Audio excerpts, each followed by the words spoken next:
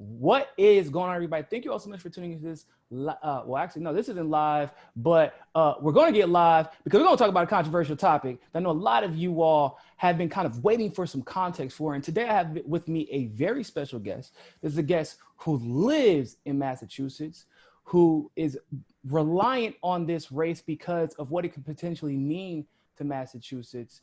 And I brought Suzanne Murphy from Massachusetts, who's been featured in PBS, which is now part of NPR up there.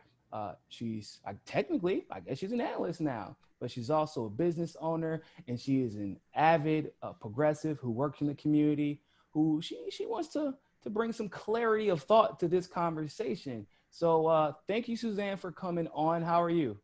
Hey, I'm well. How are you? Thanks for having me. No problem at all. I'm doing Honored. fantastic. The honor is absolutely all mine. So, like I was just saying, you are a Jacqueline, if you will, of all trades when it comes to politics and economy in Massachusetts. As you are a business owner, as you are a progressive who actually works on the ground in campaigns, and you go on PBS representing progressives. Can you explain how you're wearing all those hats and how it kind of influences your opinion on these matters? Sure. Big question. Lots to unpack there, but I'm going to try to keep it simple. Being a female minority business owner in the Northeast, and being the founder of my company, starting from kind of, literally ground zero. It was a vertical process for me. It is for anybody. It's not about gender. Being a startup doesn't matter. It's tough no matter what state you're in. So I've always been really close to information, watching trends, trying to be as informed of a consumer, but also informed in terms of being as a commercial consumer, as somebody who's playing in the business market, to understand what are the external threats, what are the forces that are influencing my business, how do I navigate those? So from a strategic standpoint, believe it or not, I backed into being a progressive. And what do you mean by that? On what issues in your business did you arrive to where you're like, okay, the only solution really that can help us here are progressive solutions? Well, I'm not a person with absolute, so I don't think that it's only always progressives, but it's definitely where I landed. I try to be nuanced and keep my mind open to other ideas, but basically what happened here, or ideologies, what happened is I had always paid 100% of my employees' health insurance. That was, to me, a given. I didn't think my employees, it was fair to expect them, nor did I want to myself, because I'm also on the plan. But I didn't think it was fair for my employees to have to pay their health insurance. I even believed way before it was the saying that it was a right. And it's the minimum that I could give them as my employees. I want them to take care of themselves. I want them to do wellness programs. I want them to be on the job and to be productive and have long tenures with my company. So just to let the audience know, this is not a catfish situation. Just want to let everybody know. I know that all this probably sounds like a foreign concept to you all, like your boss wanting you to have healthcare, but this is real. Okay. So yeah, go ahead. I want to let people know there are bosses out there like that.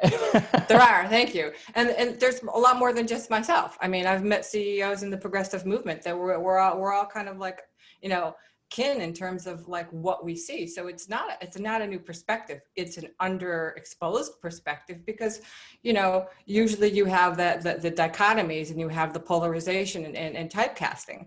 But, from a very selfish perspective, if you want to just go purely selfish in terms of production, in terms of maintaining your means of production, you don't want your employees absent. You don't want them having long-term, chronic, significant health problems, because that affects your ability to get the work out the door. So there's a real business imperative to that as well.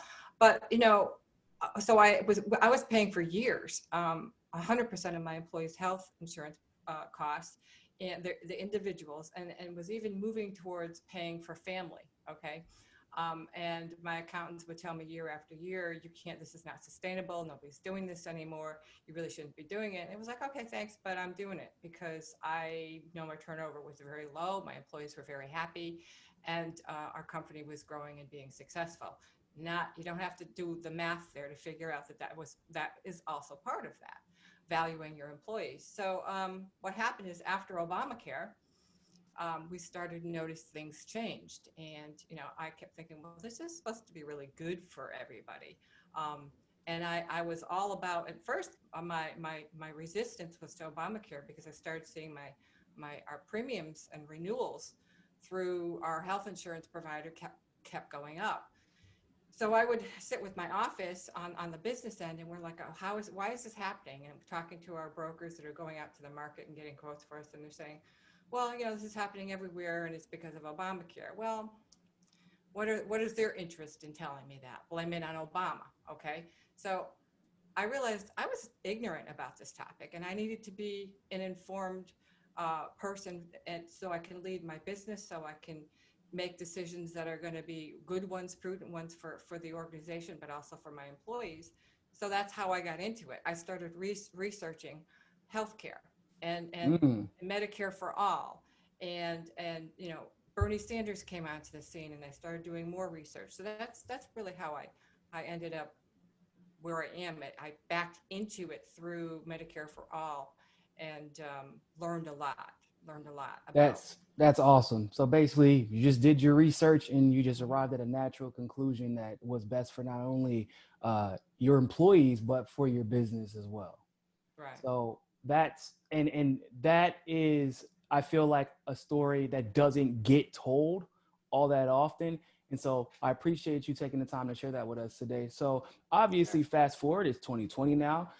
You've worked on several campaigns. You've beat the pavement, if you will, for various progressives in and out of the Democratic Party. You've helped out independent candidates and things of that nature. So when you reached out to me about like Markey and Kennedy's race, it was interesting because I hadn't actually paid all that much attention to it at first. And you, as a progressive, brought it to my attention because this is such a big deal, things that were being misinterpreted within that race by people outside of Massachusetts. Can you go ahead and let the audience know, what are some of the misconceptions going on in this Markey Kennedy race? Well, I'll start off with where I left off. M for all, for one thing, Medicare for all. I mean, it seems that it's been lost in the narratives that, Kennedy actually co-sponsored the bill with Jayapal on Medicare for all, and it was not.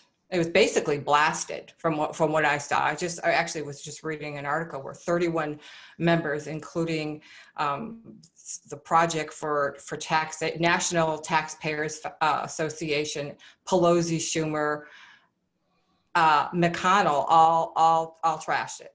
Okay, they said it was not a good bill, but Jayapal and Kennedy co-sponsored that bill. And so I don't understand why people are saying that he is not meant for Medicare for all. He's squarely for Medicare for all. That is, you can't even refute that. Yeah, and it's kind of bizarre because no article comes to mind that I can think of where they ever say exclusively that Joe Kennedy is actually against Medicare for all or not for it. Now, of course, I also haven't seen many articles that are actually saying that not only is he for it, but he co-sponsored because I consider Jayapal's Medicare for all single payer health care plan the best that's been introduced. And it is a historic bill because they were even able to get that taken to the floor, which had never been done before for any single payer healthcare legislation. So it's not like this wasn't a big deal. So why do you feel like there's been this, like what I call a narrative siege that is basically painting Kennedy as an anti-Medicare for all person and painting Markey as like this superior Medicare for all candidate?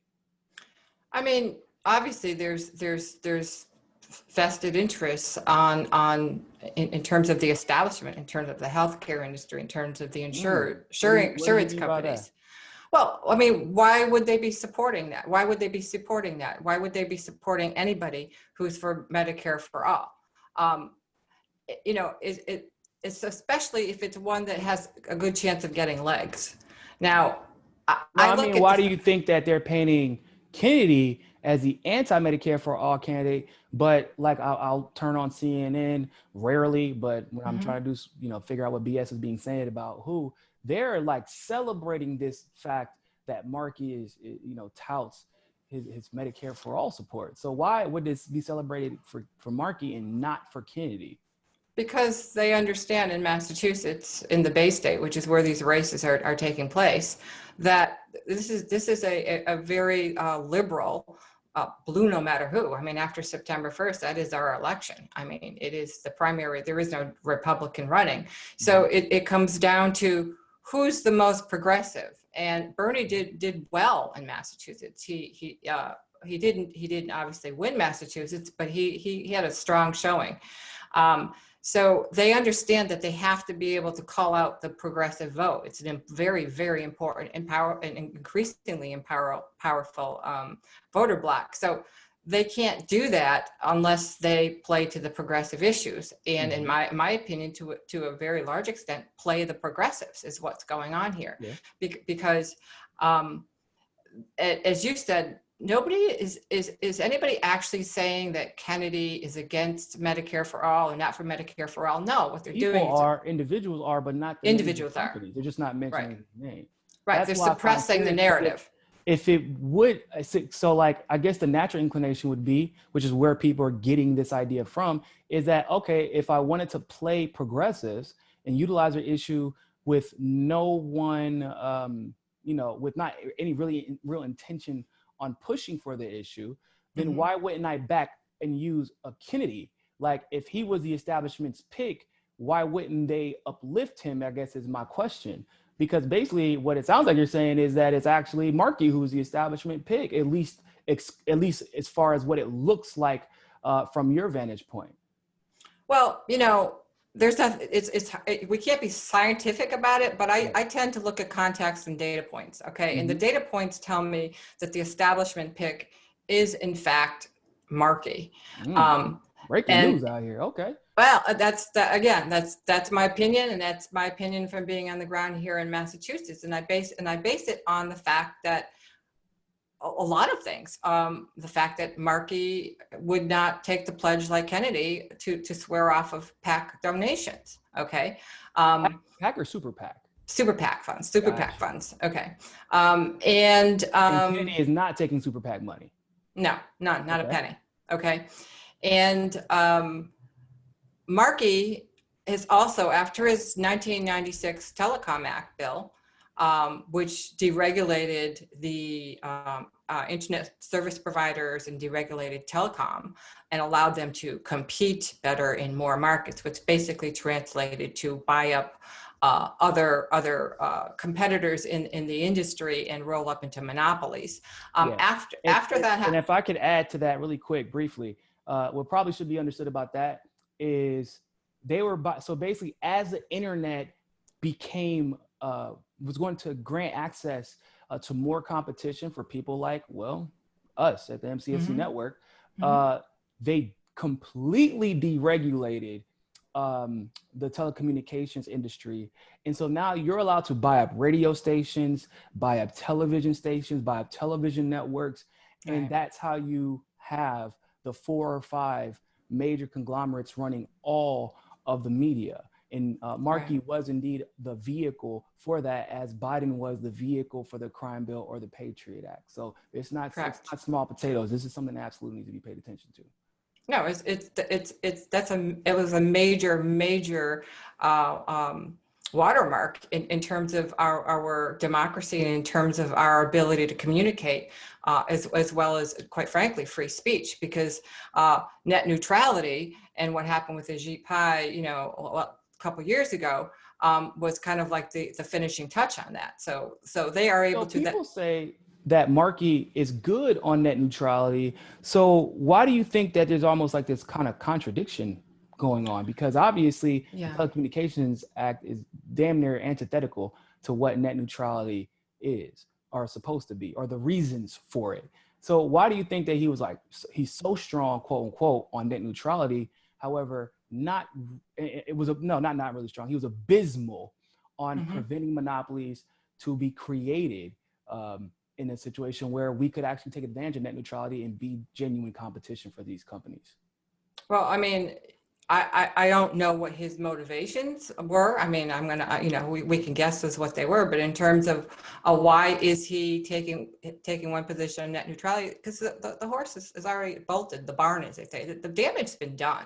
Yeah. So, it's like sponsoring an amendment to minimize or curtail damage after a really bad bill has passed. Citizens United is another one. I mean, like people going around talking about Citizens United. It's like, yeah, you can sponsor something now, but it's that whole situation has already transpired, whether you like it or not. It's decided law now. So you brought up super PACs earlier, and apparently Markey is taking super PAC money. I did read somewhere that he was asked about that, and he basically just said, well, we don't want to stop people from donating, labor groups and all this stuff, but we want transparency, which is antithetical to, it's the opposite of why you shouldn't want super PACs thing, because the whole point of a super PAC is to allow dark money to flow where there's no transparency in unlimited amounts. So have you seen any connections between maybe the telecommunications industry, their donations and where they're funneling,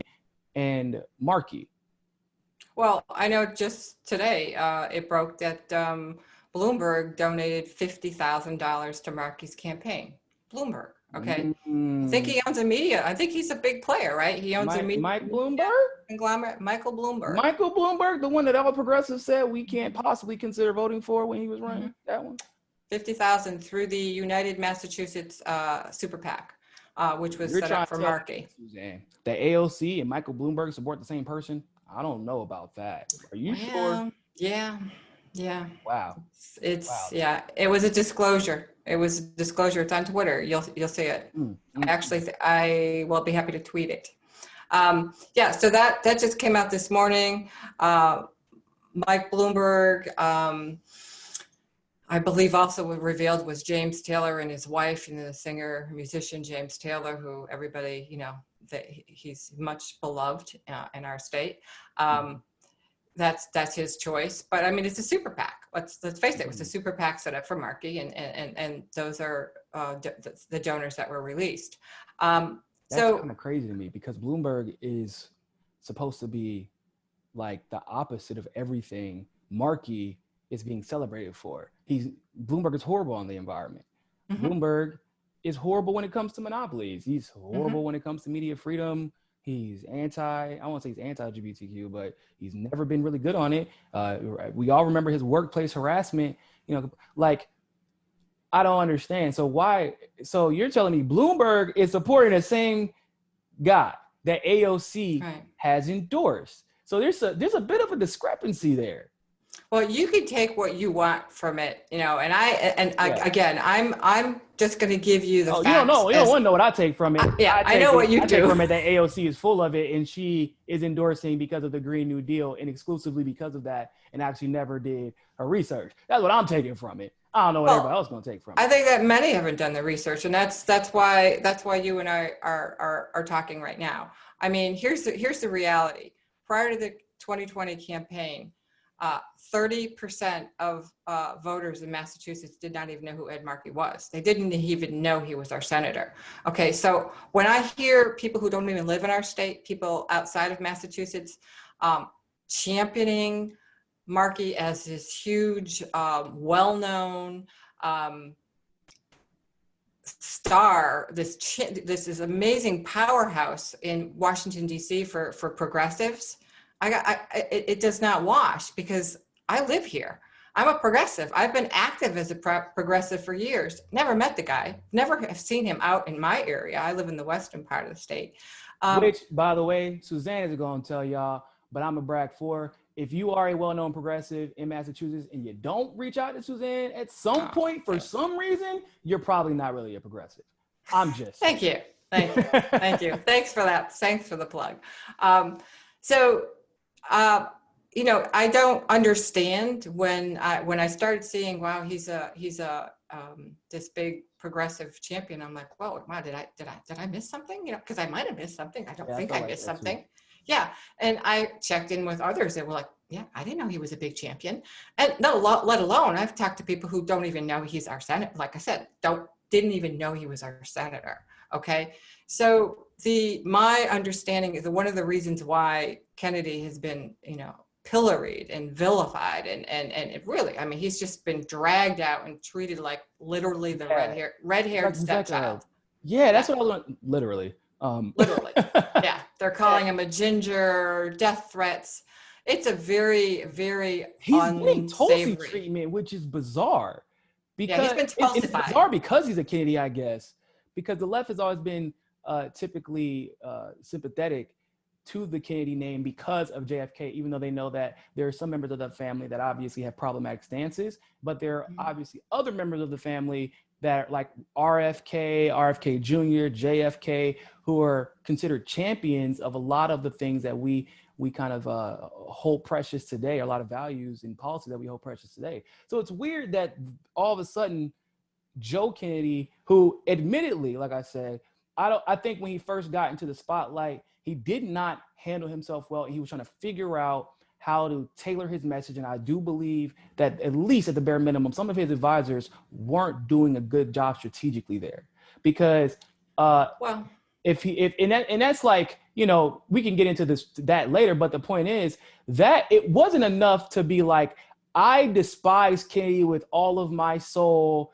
He's you know, all kinds of obscenities have been like thrown at him. And I'm like, well, hold up. Why am I seeing no articles backing any of these tweets or any of these statements? Well, it's disproportionate. It's like the same thing that happened that backed me into to Medicare for all and why I am for single payer. Something's going on. There's a lot of energy around something. I'm trying to be sold something. There's a lot of, it's very heated. I'm seeing things going up, not in a good way on my end of the spectrum. And so it begs the question, what the heck is going on? So when I start seeing echo chamber narratives and like everybody's ringing off the same page, but they're not willing to go deep on an issue, when you probe, when you press, they don't have knowledge about the issues. They don't have knowledge about either of the candidates. I have a real problem with people talking about Massachusetts politics. Well, they're talking about Massachusetts and they're quote unquote experts, but they're just repeating nasty vitriolic assumptions that were made and not paying attention to what the actual issues are or we're doing their research. Like you, okay, I knew you would do the research. So let's go ahead and go over those. I think there's three main talking points for JFK versus Markey, where people have decided definitively that Markey is better. Where's Joe Kennedy, where is his stance on the Green New Deal? Okay. Green New Deal. He was, and remember, Markey's been in the Senate, Joe Kennedy is congressman. Joe Kennedy was literally the first congressman to endorse the Green New Deal when it came into the House. Okay. It got sponsored in the House. I've been told on record he does not support Green New Deal. That's what I was told. It's an outright, that's an outright lie. So Medicare for all, you already clarified that. Joe Kennedy has been and co-sponsored. He supported Medicare for all, co-sponsored Medicare for all. And Markey, to be fair to him, has a history of voting for Medicare for all legislation. Now, it should probably, there's a caveat though. I've looked for all the ways that he supported and fought for Medicare for all in his long career. Since 1976, he's been in Congress. Since 2013, he's been in the Senate. He doesn't really talk about it. Ever. No, he doesn't. No real effort to fight for it. So that should be clarified. And I actually found statements from Joe Kennedy, basically not only talking about single payer health care, but what he actually fought for to make sure was in the bill. which actually included rights for the trans community. Like he made sure that they were going to be treated equitably in any single payer legislation that got introduced, which was news to me. I didn't know that he was advocating for it. He was going on how healthcare is a right and like just very, very detailed in what he means by supporting Medicare for all, which took me aback because I was told he not only did he not co-sponsor, he just doesn't support the idea at all. So right. I was led to believe that as well. When I first did my digging and I was following things on Twitter and following things online, I was like, I wouldn't support him either. And then I started to ask around and I did my research and it's like, wow. It's almost the exact inverse reality to the narrative. It's like, which is scary. So, it brings me back to also the fact that I think it's really important to remember Markey, after his telecom bill, after he sponsored and passed and sold that 1996 telecom bill, which was really destructive, certainly in my opinion, to free speech. And it concentrated a hell of a lot of power in the hands of those industries. He received the highest contributions from telecom than anybody ever to this day. Yeah, I read that. Ever. Not even just then, he's still receiving actually the most in congressional. He has the most in congressional history, right, to this day. So, telecom has a vested interest in protecting their best interests and their investment in Markey. So they don't want to see John Kennedy or a Kennedy upstage or take his seat, because whether you like the Kennedys or not, there is an implicit amount of power and there is an implicit amount of attention, sunshine that's going to be drawn to, or fire in this case, but attention that's going to be drawn to the Kennedy name, to anybody who has that. You can't really predict which, based off of what history has shown, you can't really predict which direction the Kennedy is going to fall. Literally, they could decide to be, sometimes they're centrist, they may evolve. They could be, kind of moderately progressive as Robert Kennedy, or crazy progressive like RFK Jr., who went to Standing Rock. So they don't know where Joe is going to fall, but it seems like he's falling not in a direction that they want him to fall in, and they don't want to take that chance. So that actually brings the question the third thing. The third thing, once again, is because we just talked about telecommunication donations.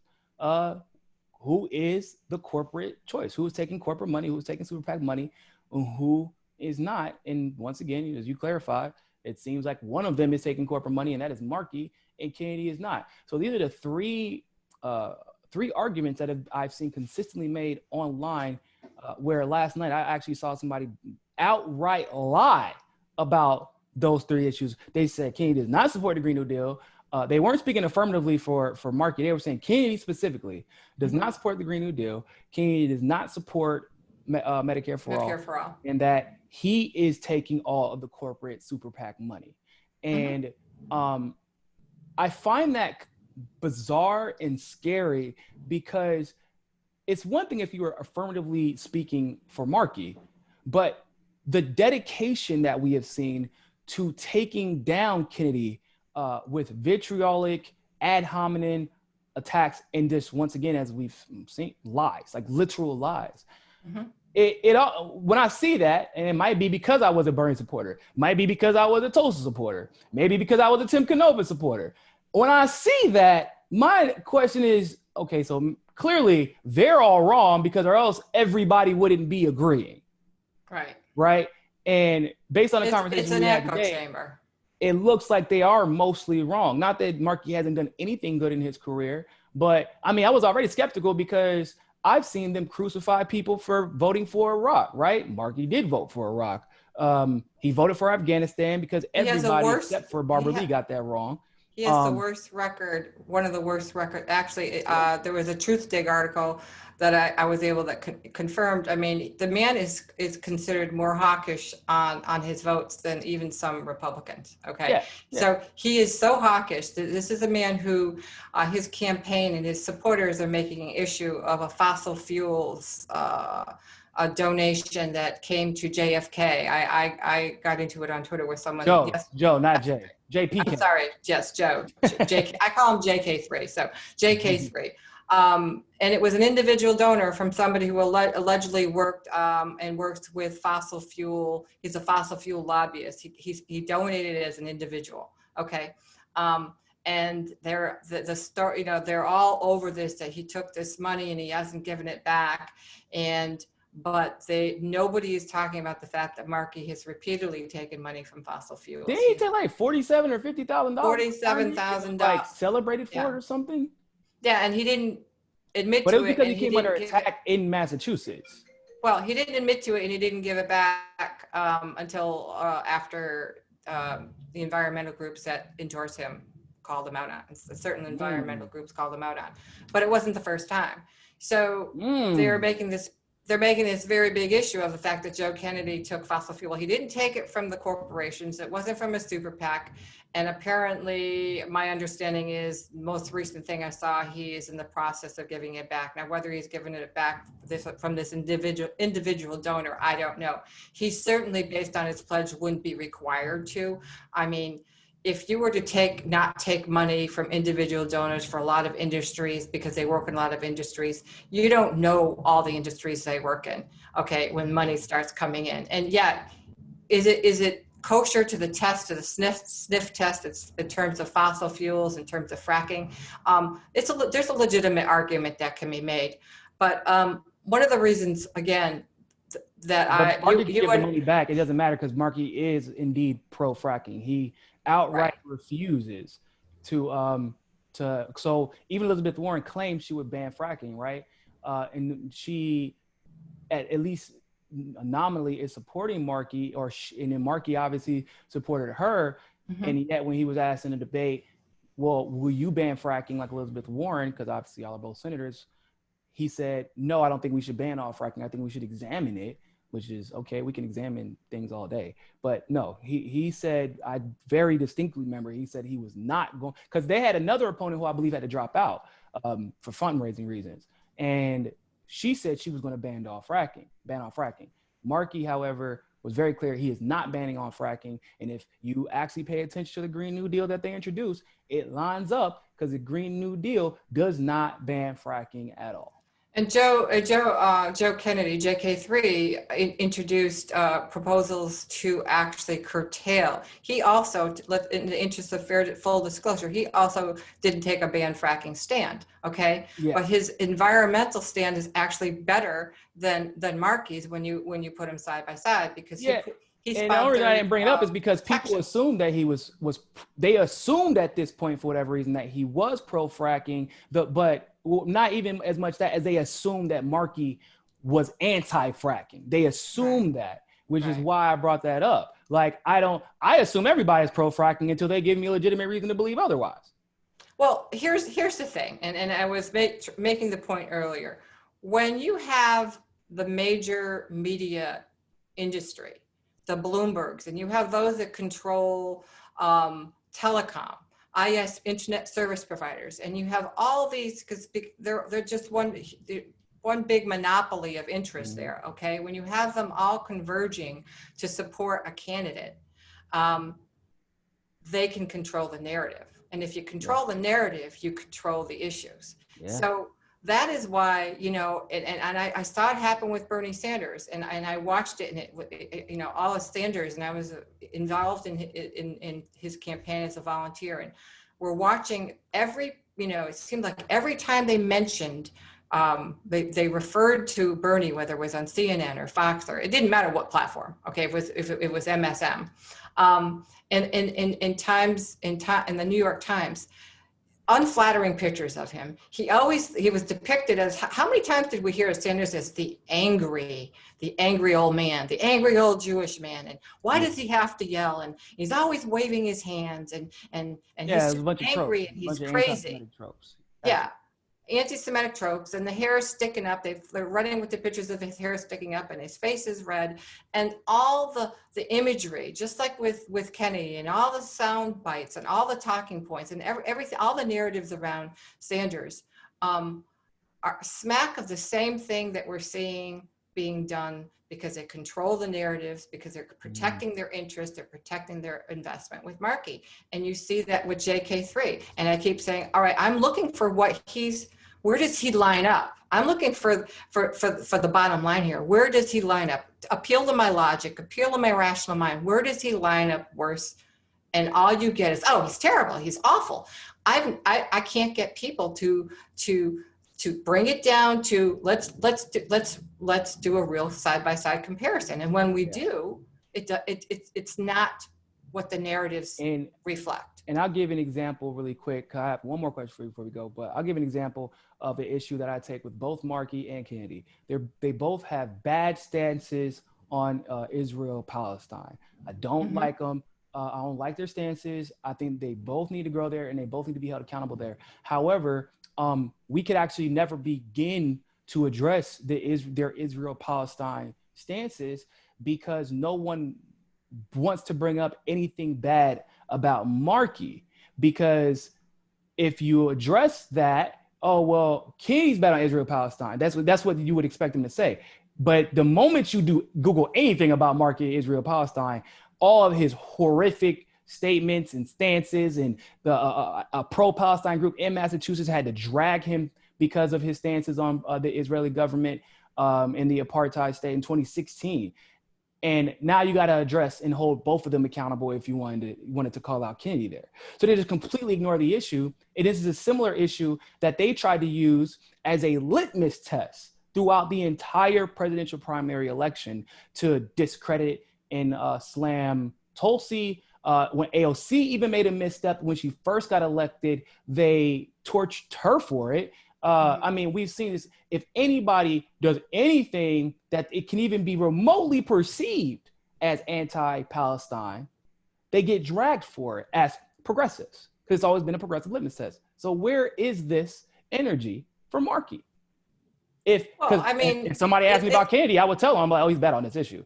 But I would have to. It's like any weakness for a candidate, any weakness for anybody, and there is no perfect candidate. So again, another reason why I am having this conversation with you is I'm not going to tell people in Massachusetts how to vote. Vote the way you want to vote. Vote if you're okay with Markey, then vote with Markey. If that squares with you, then you vote with Markey. I'm looking at the candidates, and it doesn't add up for me. So that's why I am more supporting Kennedy, because I believe Kennedy represents, when you do the deep dive, he represents the values more consistently. The other big issue I have with Markey, and that I want to say, and you brought up the Palestine issue, and I can't speak to that because I'm not aware of it. I didn't do enough research on it. So I will speak to what I know about. But I was just speaking like the fact that they're looking for any reason to hate Kennedy. That's right there. They could latch on to that because it's always been a litmus test that they use. But it's not going to be an issue in Massachusetts. It just won't be. No, I'm talking about the people who are like online, the media personalities that have been looking to latch on to something to attack Kennedy. They haven't done it because Markey is actually probably worse or just as bad on the issue, and it would bring attention to their candidate that they only want positive media attention about. Right. And that's where, so it's like not just from your vantage point and from what you research, Kennedy actually seems to be better on a lot of issues. Then it's okay. So if he's better on most of the issues, why is where's the disproportionate bad treatment coming from? Right. That's what caused me to look at it. It's like, wow, this guy is getting literally torn on every Twitter feed that I'm seeing, and it's all the same things, but nobody's going into the issues other than surface attacks that turn out when you follow the thread, when you really follow the information, it's not true. So it ends there. But I think one of the biggest problems I have with Markey, and it's one of the strongest points for Kennedy, is two things. I mean, everybody's talking about how he's Green New Deal. We got to vote for him progressive because he's Green New Deal. Well, it doesn't really pan out for me, because if he's Green New Deal and he's against fossil fuels, or he's against big oil and he's not taking money from big oil, and there's a lot of that talk going around, whether it's from the campaign or not, but you're seeing a lot of it. That's why he's Green New Deal. He's going to be good for the environment. He's a pro-war candidate. it. Okay. So our biggest polluters are the Department of Defense. The biggest polluters are the military industrial complex. And it doesn't make sense to me. He's Green New Deal, but he's okay invading and bombing countries for oil, to fulfill our oil agenda. Why would you be okay with that? Exactly. Why would you be okay with that? It's absolutely contrary to Green New Deal mentality. So I don't get that. That's the biggest disconnect for me. It doesn't square. Markey voted for the Iraq War, and if I recall, he would actually be in the minority of Democrats who supported that, right? He was, because the Democrats were split a little bit on that particular issue. Mm-hmm. They already didn't have the House and the Senate because Bush was in office, and so he went to the right of a lot of the Democrats on that issue. Yeah. Why would you do that? He was conspicuous in his support. Okay, conspicuous in his support of the wars, and it not just one. Okay, not just one war vote. So it doesn't make sense to me. I don't know how these same people who were, talking about, it wasn't WMD, it was oil. These are the same people that are repeating all the narratives and talking points that he's the Green New Deal guy. It doesn't add up. So first, thank you so much for coming on and clarifying these issues, just from, like I said, from the vantage point of a Massachusetts voter, but an educated Massachusetts voter and a progressive Massachusetts voter. I'm sure a lot of people probably learned a lot today. I hope that you all take this information and actually go educate people with it. Like I said, it's not as much of a matter of either of us telling you who to vote for. Not that I've ever had a problem with that in the past, but in this particular case, I'm not telling you who to vote for. However, I am saying that when you get to the Senate, especially the Senate, you do get a certain mandate that comes with that. That's why people go from the House to the Senate. You have a little bit more power, you have a little bit more influence. And if we elevate either of these candidates uncritically, that can and has been used against us whenever it's time to co-opt our narrative, and these, what I like to call progressive pimps, come out of nowhere and claim to be for something to raise a bunch of money from you, and they drop the ball every single time. And so if you support a candidate critically, then they know when they get to office, they will be critically supported and can be removed critically. But right now, what it looks like, in my opinion, is that there is a stage being set where Markey gets back in the Senate after he really was absent. We don't know where the hell he's been at, other than voting for wars over since 1976. Mm-hmm. He says Green New Deal, gets AOC's endorsement, and no one wants to talk about any of the things that were just discussed here today, which means he has zero reason for the next 4 to 6 years, no matter who gets the presidency, to work for us rather than the super PAC or the lobbyists donating to the super PACs that he is taking. That is the main problem. So that's where I stand there. Suzanne, you have anything else to say before we head out? Other than the fact that, the other thing I've heard, the criticism of Kennedy is he won't wait his turn. That is establishment party talking point in a big way, okay? And that he's too ambitious. I don't know. As for me, I think I want somebody who's in a hurry, who has a sense of urgency, who actually wants to make some changes. Yeah, you mean like he wants to go, he won't stay in the Senate long, he'll probably run for president or something to that extent? Well, they're saying he should, he didn't have enough time in Congress, let alone he shouldn't be senator. He's been in Congress since 2013. Yeah, well, whatever. That's what I'm hearing. He didn't apparently pay his dues, and the number one thing is you don't primary an incumbent. This is a 40-year incumbent. I feel, thank you, Mr. Markey. I feel like you've done your job.